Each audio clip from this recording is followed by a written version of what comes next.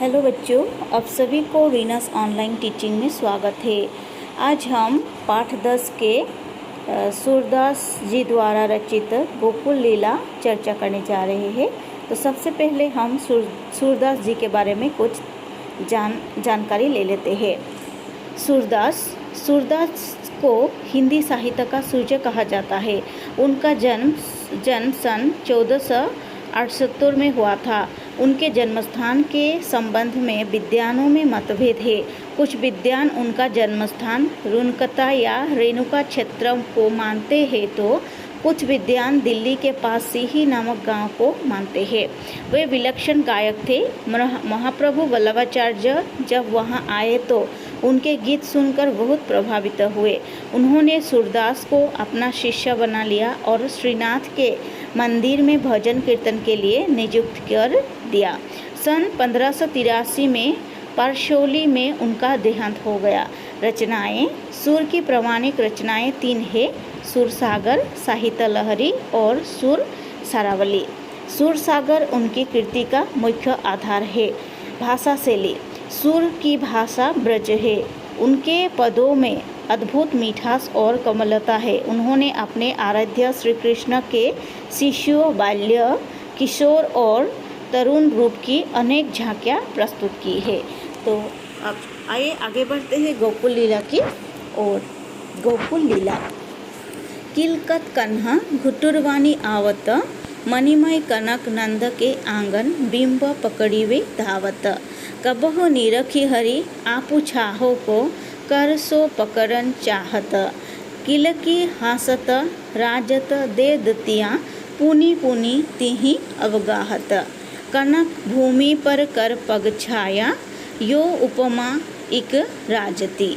करी करी प्रतिपद प्रतिमनि वसुधा, कोमल बैठकी साजती। बाल दशा सुख निरखी यशोदा, पुनि पुनि नंदा बुलावत।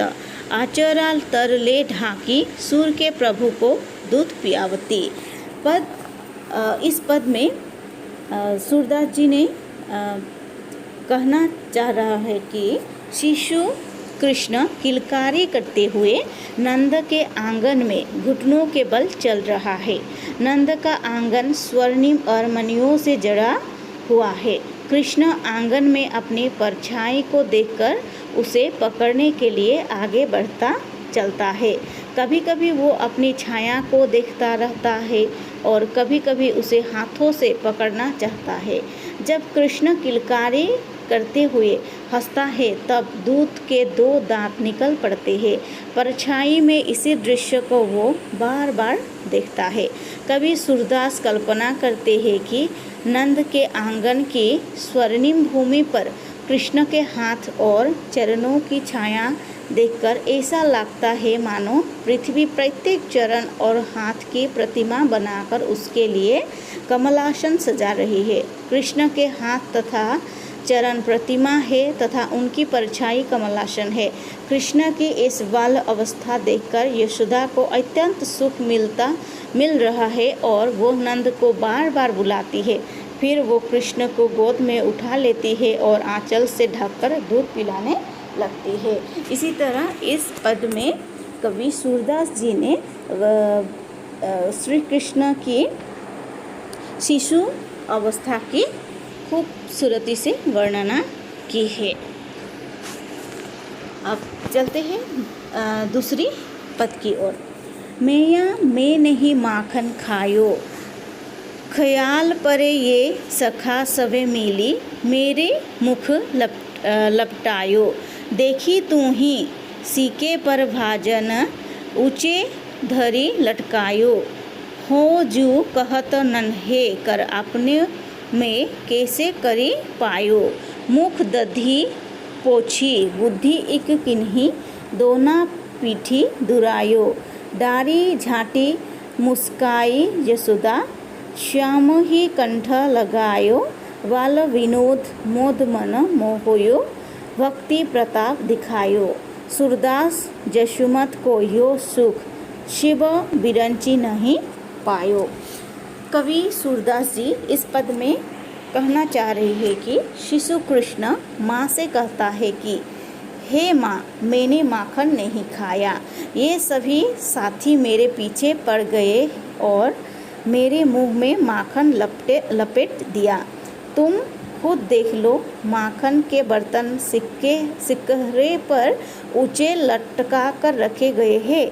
मेरे ये नन्हे नन्हे हाथ तो उन तक पहुंच ही नहीं पाते। इतने में कृष्ण को एक उपाय सूझा। उसने मुंह से दोधी पोंछकर दोना पीछे छुपा लिया। कृष्ण के इस भोलेपन को देखकर यशोदा ने हाथ से छड़ी फेंक दी और मुस्कुराकर उसे गले से लगा लिया। भक्ति के प्रताप के कारण भगवान कृष्ण ने बाल क्रीड़ा के आनंद से सबके मन को मोहित कर दिया। सूरदास कहते हैं कि कृष्ण को पुत्र रूप में पाकर यशोदा को जो सुख मिल रहा है वो सुख शिव और ब्रह्मा भी पा नहीं सके। तो इस तरह कवि सूरदास जी ने गोकुल लीला यानी कि गोकुल पर श्री कृष्ण जी की जो कर्म कांड होती थी उसको लीला के रूप में वर्णन की गई है। तो इसी प्रकार श्री कृष्ण की महिमा सूरदास जी इस कविता में, इस पद में बहुत ही खूबसूरती से वर्णन किए हैं। तो बच्चों, आज हम यहीं समाप्त करते हैं। अगली क्लास में फिर मिलेंगे। अगर ये वीडियो आपको अच्छी लगी तो